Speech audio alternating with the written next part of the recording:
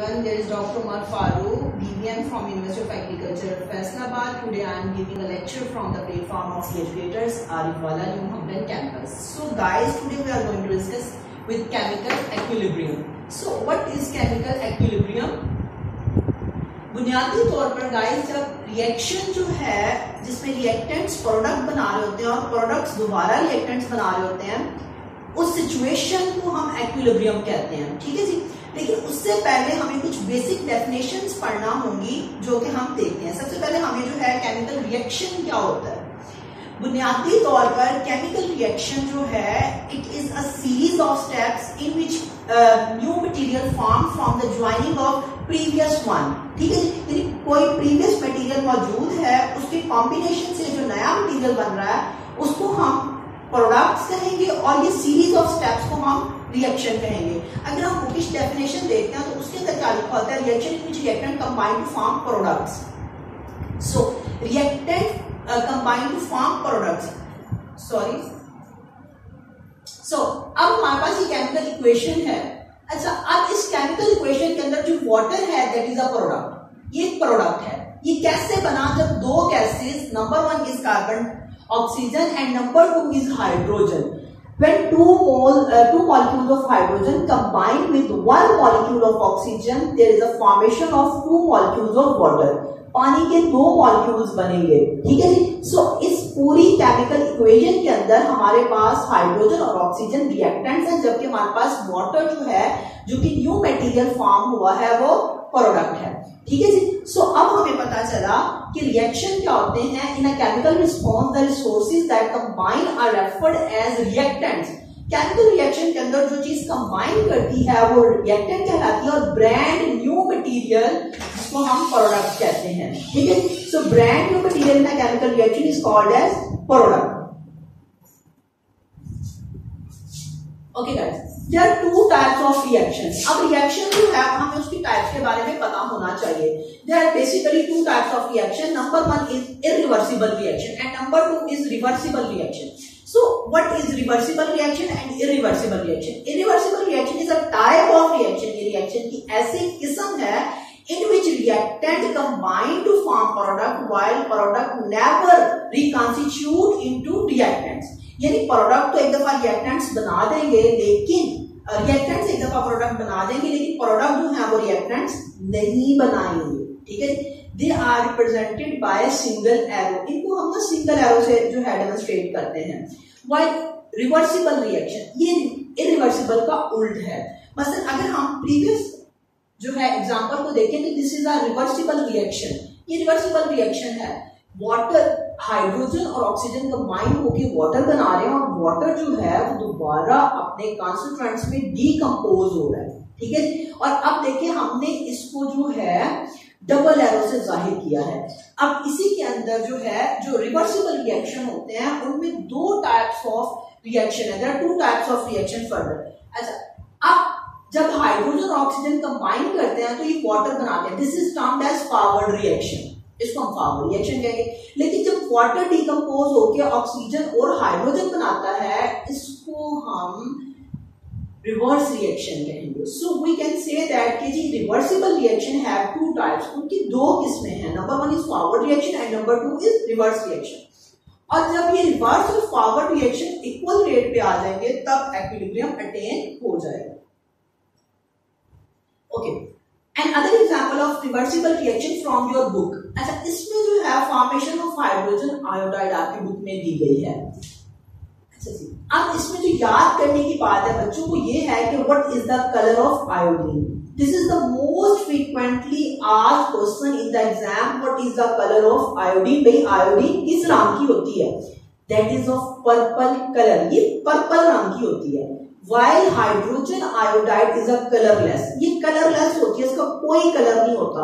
मसलन जब आप आयोडीन डस्ट फॉर्म में डालोगे, हाइड्रोजन गैस फॉर्म में डालोगे, जो हमारे पास प्रोडक्ट बनेगा हाइड्रोजन आयोडाइड वो कलरलेस होगा बच्चे, उसका कोई कलर नहीं हो सकता। There is no colour for that particular product. लेकिन हमारे पास आयोडीन का कलर होगा, that is of purple colour. ठीक है। ये रिएक्शन जो है फ्लास्क में होता है। ठीक है। अब हमारा जो चैप्टर है, असल जो हमारे चैप्टर का नेम था केमिकल एक्विलिब्रियम। सो एक्विलिब्रियम आपको हमने फिजिक्स में पढ़ा होगा, इक्विलिब्रियम का लफ्जी मतलब होता है मुतवाज़न होना, बराबरी होना। किसी भी दो चीजों के दरमियान में अगर हम बराबरी को जाहिर करते हैं बच्चे तो इक्विलिब्रियम कहलाता है। So chemical equilibrium, chemical equilibrium क्या होता है कि when in a system the rate of forward and reverse reaction are equal but direction is opposite, ठीक है जी, उसको हम केमिकल एक्विलिब्रियम कह देते हैं। मतलब अगर हम डेफिनेशन प्रॉपर देखते हैं तो उसके ऊपर लिखा हुआ है chemical equilibrium refer the state of a system in which the concentration of reactant and concentration of product do not change with time and the system does not display any further change. अब इसके अंदर क्या होगा कि reactants की मिकदार भी बराबर होगी और प्रोडक्ट की मिकदार भी बराबर होगी सिस्टम के अंदर, और सिस्टम के अंदर मजीद कोई तब्दीली नहीं आएगी, ठीक है जी। अब केमिकल एक्विलिब्रियम के अंदर there are two types of chemical equilibrium. Number 1 is static equilibrium and number 2 is dynamic equilibrium. So अब हमारे पास ये होता है कि what are the factor affecting the chemical equilibrium. This is a closed system. अच्छा, ये बात अब आप अपने जहन में रख लें कि ये जो केमिकल एक्विलिब्रियम है ये हमेशा क्लोज सिस्टम में होगी, ठीक है जी, ये ओपन सिस्टम में नहीं हो सकती। अच्छा, अब इसके अंदर क्या होता है, इसकी पहली प्रीरेक्विजिट है जी कंसंट्रेशन चेंजेस जो है वो नहीं होते। दूसरा, अगर आप प्रेशर चेंज करोगे तो केमिकल एक्विलिब्रियम जो है वो डिस्टर्ब हो जाएगा, ठीक है। इसी तरह अगर आप टेम्परेचर चेंज करोगे तो वो डिस्टर्ब हो जाएगा एंड एडिशन ऑफ कैटलिस्ट करोगे तो रिएक्शन विल बी फास्ट। आपने क्लास 9th में पढ़ा होगा catalyst is a chemical species that enhance the rate of a chemical reaction. So जब आप कैटलिस्ट ऐड करोगे या रिमूव करोगे तो speed of reaction will be change.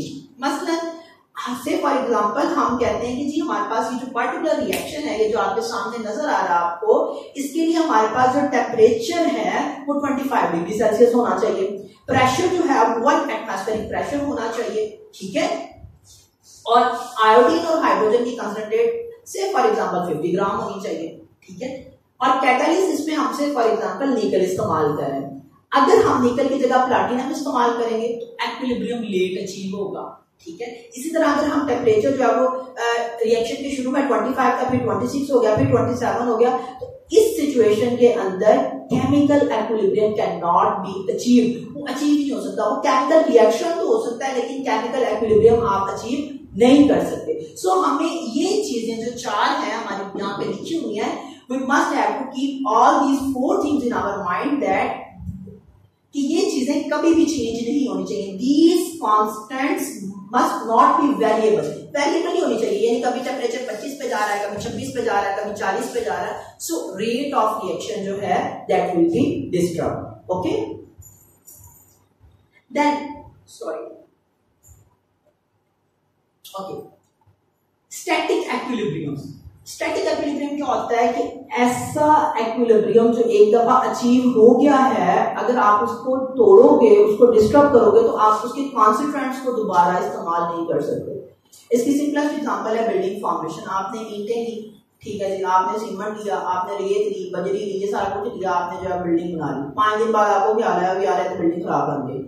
जब आपको 5 दिन बाद ही ख्याल आया, अब आप उस बिल्डिंग को तोड़ना शुरू कर दोगे तो आप दोबारा सीमेंट को इस्तेमाल नहीं कर सकते, आप दोबारा उस रेत को इस्तेमाल नहीं कर सकते। हाँ, ईंटें अगर पहले से फॉर एग्जांपल उस बिल्डिंग में 10,000 लगी हैं तो उनमें से कुछ 4, 5 या 6,000, 7,000 काबिल इस्तेमाल होगी, बाकी जो है ब्रेकेज के दौरान टूट जाएंगी, सरिया जो है वो टेढ़ा शेढ़ा हो जाएगा, ठीक है। So static equilibrium is a position that if once happen that can not be re-achieved और कैन नॉट बी रिकॉन्सिक्वेंस। मतलब अगर हम बुकिश डेफिनेशन देखते हैं कि when a response ceases to proceed it's called static equilibrium. जब एक रिस्पांस खत्म हो जाता है, आगे बढ़ने की सलाहियत खो देता है, वो स्टैटिक एक्विलिब्रियम, ठीक है जी। So this happen often in a physical phenomena, for example constructing stage, standing alternatively then falling, falling down, considering that the entire forces appearing on it are balanced. There is an example of static equilibrium. Simplest example building formation है, एक दफा building बन गई तो उसके बाद जो है वो आप उसको तोड़ोगे तो उसके आप कॉन्स्टेंट को दोबारा इस्तेमाल नहीं कर सकते। Now डायनामिक एक्विलिब्रियम, मैंने आपको बताया था there are 2 types of chemical equilibrium, number 1 is static and number 2 is dynamic equilibrium. अब chemical equilibrium में हमने कहा था कि 2 डायरेक्शन रिस्पॉन्स, रिएक्टेंट्स प्रोडक्ट बना रहे हैं, प्रोडक्ट्स रिएक्टेंट बना रहे हैं, वो केमिकल एक्विलिब्रियम है। लेकिन डायनामिक एक्विलिब्रियम क्या होगा, जब बच्चे स्पीड जो है फॉरवर्ड और रिवर्स रिएक्शन की बराबर हो जाएगी और डायरेक्शन जो है वो ऑपोजिट हो जाएगी। When ever there is opposite direction of a reaction, then there is a dynamic equilibrium। यानी रिएक्टेंट प्रोडक्ट बना रहे हैं, प्रोडक्ट रिएक्टेंट बना रहे हैं, ये सारा काम जो है वो हो रहा है, उस सारे काम को जो है हम डायनामिक एक्विलिब्रियम कहेंगे। मसलन this is the stage at the rate of forward reaction is equal to the backward reaction. मैंने आपको बताया था रिएक्शन टू तरह के होते हैं बच्चे, फॉरवर्ड रिएक्शन जो अगली समत में जाता है, रिवर्स या बैकवर्ड रिएक्शन जो पिछली समत में जाता है।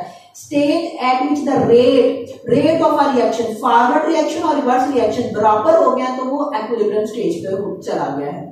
Number of reactant molecule converting into product and product molecule into reactant is same. The same equilibrium can be carried out with the same reactants anywhere with similar conditions। अब यहाँ पर जो सिमिलर कंडीशंस की बात हो रही है ना बच्चे, वो हमने प्रीवियस स्लाइड में 4 चीजें देखी थी, टेम्परेचर देखा था, प्रेशर देखा था, कैटालिस्ट देखा था, ठीक है, कंसंट्रेशन देखी थी। उन 4 चीजों की बात हो रही है कि कंडीशंस मस्ट बी सिमिलर, वो इंटरचेंजेबल नहीं होनी चाहिए, ठीक है जी। डायनामिक एक्विलिब्रियम स्टेट में reaction does not stop, reaction stop नहीं होगा। अगर टेम्परेचर 25 डिग्री सेल्सियस है तो रिएक्शन स्टॉप नहीं होगा। अगर एटमॉस्फेरिक प्रेशर 180 है तो रिएक्शन स्टॉप नहीं होगा। अगर कैटलिस्ट मौजूद है तो रिएक्शन स्टॉप नहीं होगा। रिएक्शन स्टॉप या डिस्टर्ब कब होगा, जब आप टेम्परेचर ऊपर कर दोगे। स्टॉप या डिस्टर्ब कब होगा, जब आप टेम्परेचर नीचे कर दोगे, जब आप एटमॉस्फेरिक प्रेशर को डिस्टर्ब कर दोगे। So when you disturb these condition the reaction will be disturb. So अगर आपने डायनामिक एक्विलिब्रियम लेना है उसमें आपको फैक्टर्स को चेंज नहीं करना, ठीक है, और इसमें rate of forward reaction becomes equal to the rate of reverse reaction, यानी फॉरवर्ड और रिवर्स रिएक्शन हमेशा बराबर में होंगे। सो अब उसका जो है क्वेश्चन है graphical representation of dynamic equilibrium, यानी जो डायनामिक एक्विलिब्रियम है उसकी ग्राफिकल रिप्रेजेंटेशन जो है वो कैसी है। सो इनिशियली जब आप एक ग्राफ ड्रा करते हो, कंसंट्रेशन को आप वर्टिकल एक्सिस पे लेते हो और टाइम को आप हॉरिजॉन्टल एक्सिस पे लेते हो, ठीक है जी। टाइम आपने हॉरिजॉन्टल एक्सिस या एक्स एक्सिस पे ले लिया, कंसंट्रेशन आपने जो है वो वाई एक्सिस पे ले लिया। सो जब रिएक्शन शुरू होता है बच्चे, फॉरवर्ड रिएक्शन अपनी पीक पे होता है, this is the peak of forward reaction, और जैसे रिएक्शन शुरू होता है रिवर्स रिएक्शन जो है वो 0 पे होता है, ठीक है जी, ये अपनी पीक पे नहीं होता। लेकिन जैसे जैसे टाइम गुजरता जाता है forward and reverse reaction become equal, वो इक्वल होते जाते हैं और एक ऐसा पॉइंट ऑब्टेन हो जाता है जब उनका रेट बिल्कुल बराबर हो जाता है। दिस इज दैट पॉइंट, ठीक है। अब यहां पर भी अगर हम देखें तो यहाँ पे लिखा हुआ rate of forward and reverse reactions become equal. अब डायरेक्शन ऑपोजिट है, ये ऊपर से नीचे आ रहा है, ये नीचे से ऊपर जा रहा है, लेकिन इस पॉइंट पे अगर हमारे पास 4 चीजें कांस्टेंट है, temperature, pressure, concentration and catalyst, तो हम इसको डिस्टर्ब नहीं कर सकते। जैसे जैसे अगर हम उसको डिस्टर्ब करते जाएंगे फॉरवर्ड रिएक्शन कम 0 पे आ जाएगा और रिवर्स रिएक्शन जो है वो ऊपर जाता जाएगा। Last topic of that day is law of mass action.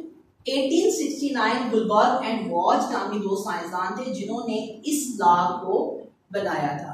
According to that particular law, the rate at which the substance react is directly proportional to its active masses and rate of reaction is directly proportional to the product of the active masses। यानी जो reaction का rate है वो directly proportional होता है active message के, और rate of reaction जो है वो प्रोडक्ट जो है कंसंट्रेशन का उसके डायरेक्टली प्रोपोर्शनल होता है, ठीक है जी। अच्छा, अब इस में जो रिएक्टेंट्स और प्रोडक्ट हैं उनकी कंसंट्रेशन को मोल पर डेसीमीटर क्यूब में जाहिर किया जाता है और स्क्वायर ब्रैकेट जो है हम यूज करते हैं, ठीक है जी। That's all for today.